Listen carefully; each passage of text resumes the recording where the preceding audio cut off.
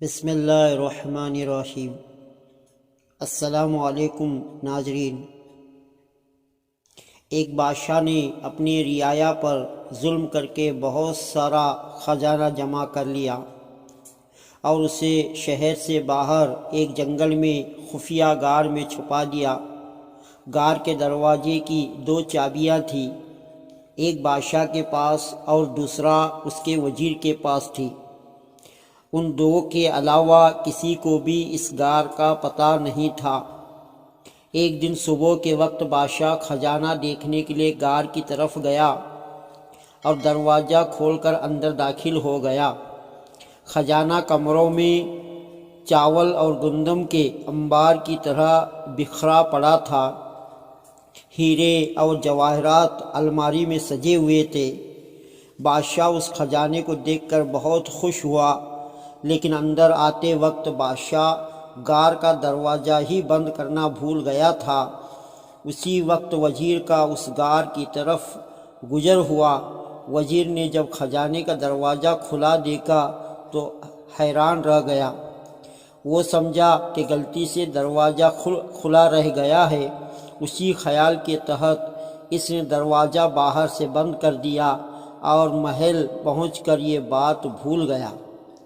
جب بادشاہ ہیرے اور جواہرات کا معائنہ کرنے سے فارغ ہوا تو واپسی کا سوچا، لیکن جب وہ دروازے کی طرف پہنچا تو دیکھا کہ وہ تو بند تھا۔ بادشاہ نے دروازے کو خوب زور زور سے پیٹنا شروع کر دیا اور ساتھ ساتھ چلاتا بھی رہا، لیکن اس ویران جنگل میں اس کی آواز سننے والا کوئی نہ تھا۔ وہ واپس اپنے خزانے کی طرف گیا اور ان سے دل بہلانے کی کوشش کرنے لگا، لیکن بھوک اور پیاس کے ہاتھوں مجبور ہو کر وہ پھر دروازے کی طرف گیا۔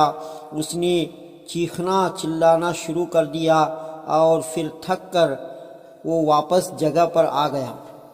بھوک اور پیاس کی شدت اتنی بڑھ گئی تھی کہ آخر وہ ہیروں سے بھیک مانگنے لگا، اے قیمتی پتھر، مجھے ایک وقت کا کھانا دے دو۔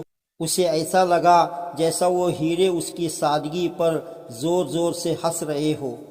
اس نے ایک ہیرا اٹھایا اور زور سے دیوار پر مارا، پھر موتیوں سے اپنی فریاد کرنے لگا، اے قیمتی موتیوں، مجھے ایک گلاس پانی دے دو۔ اسے ایسا لگا کہ موتی اور جواہرات اس پر ہنس رہے ہو۔ بادشاہ کو بہت غصہ آیا، لیکن بھوک غصے پر غالب آ گئی۔ آخر بھوک کی شدت اتنی بڑھ گئی کہ وہ نڈھال ہونے لگا۔ اس نے دنیا کو پیغام دینے کے لیے زمین پر کچھ لکھا۔ اس کے بعد بادشاہ کا انتقال ہو گیا۔ وزیر بادشاہ کو تلاش کرتا ہوا اس غار کی طرف سے گزر ہوا تو اس نے سوچا کہ بادشاہ کے خزانے کا کچھ عطا پتہ کرے۔